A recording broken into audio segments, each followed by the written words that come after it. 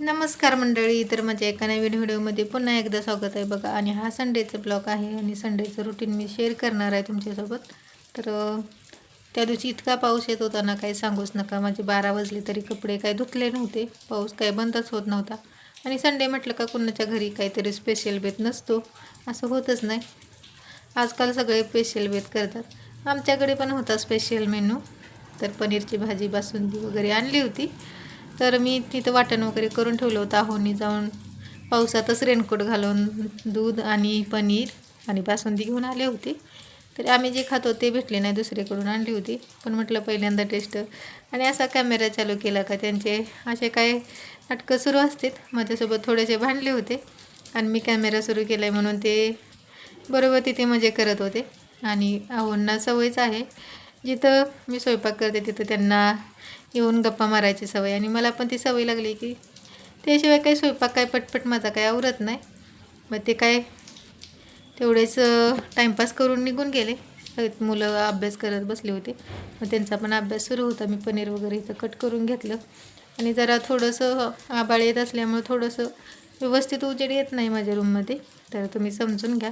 इथं छान असं खडा मसाला वगैरे भाजून घेतला अगोदर. मग मी कांदा टोमॅटो सगळं अद्रक लसूण एकत्रच भाजून मिक्सरला काढते. तर छान अशी ग्रेव्ही पण भाजून घेतली. घरचा लाल तिखट, धना पावडर, जिरा पावडर आणि पनीर मसाला हे टाकून छान अशी बघा ग्रेव्ही मस्त भाजून घेतली. नंतर पनीर कट केलेली काप व्यवस्थित कट केली. आणि पहिल्यांदाच मी मगास बी टाकणार होते ह्यामध्ये, नाहीतर मी कायम काजूची पेस्टच टाकते आणि काही अखंड काजू आणि काही पेस्ट बनवते.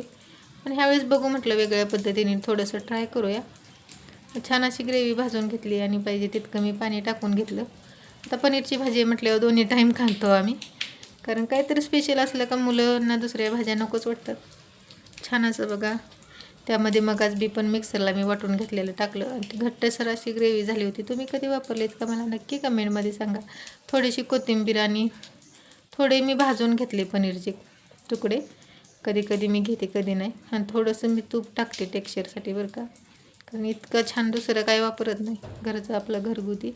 मस्त झाली होती पनीरची भाजी. तर कशी झाली मला नक्की कमेंटमध्ये सांगा. पण थोडीशी टेस्ट वेगळी होती आणि थोडीशी मी शुगर पण टाकते. आता शुगरचं क्लिप वगैरे घेणं काही झालं नाही, कारण तिथं कॅमेराला लावलं ना स्टँडला व्यवस्थित क्लिअरिटी येत नव्हती, त्यामुळं मोबाईल हातातच पकडून सुरू होतं. मी अगोदर भाजी म्हणजे चपाती आणि जिरा राईस बनवून घेतला होता. मग फक्त माझी भाजी बनवायची झाली होती. सकाळी नाश्ता केला होता म्हणून निवांत चाललं होतं. मुलांचा अभ्यास तरी आहोंनी घेतला. मग त्यांचं सुरू होतं कवर घालून दे. पप्पा तर काय घालत नाहीत म्हणून म्हटलं चला.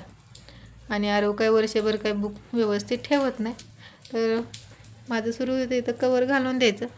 तर 1-2 महिन्यात तो पुन्हा काढून टाकतो. पण आपलं काम आहे की त्यांच्या बुक व्यवस्थित ठेवणं.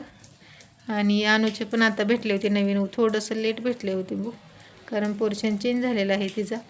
म्हणून मग दोघांचे पण बुकला मी कवर घालत बसली, कारण सकाळी नाश्ता केला का कुणाला भूक लागत नाही लवकर, आणि पोहे खाल्ले तर भूक लागतच नाही.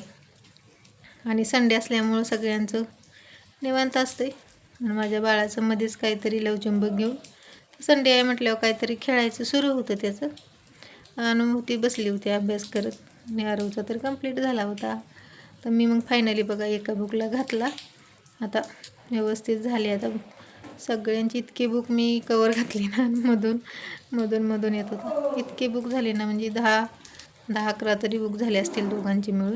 इतक्याला मी कवर घालत बसले की इतके वेळ मग दोघांचे मिळून झाले. तर मग बरेच दिवस झालं एक गोष्ट मी आज करू उद्या करू असं करत ना, फायनली आज त्याला मुहूर्त लागलं आहे बघा. मला पायपुसणी विणायची होती, पण ती साडी काही कट करणं होतच नव्हती माझ्याकडून. तर माझं चाललं होतं साडी कट करायचं. बघू शकताय आता मी पुढच्या ब्लॉगमध्ये विणलेलं तुम्हाला दाखवणार आहे. तर इथं आरव तरी काही व्यवस्थित नव्हता, नुसता डान्स करत होता. इतका त्रास दिला ना संडे दिवशी. आणि अनुचं चाललं होतं गोळा पण करायचं ना, आम्ही त्याला फटके देत होतो. तर तुमच्या घरी तर आहेत असे कार्टून. तर व्हिडिओ कसा वाटला मला नक्की कमेंटमध्ये सांगा. आणि व्हिडिओ आवडला असेल तर चॅनलला सबस्क्राईब करा, लाईक करा आणि कमेंट करायला विसरू नका. चला मग बाय बाय, पुन्हा भेटू. आणि पूर्ण मी साडी फाडून घेणार आहे आणि एक गोळा बनवून घेते बरं का. चला बाय.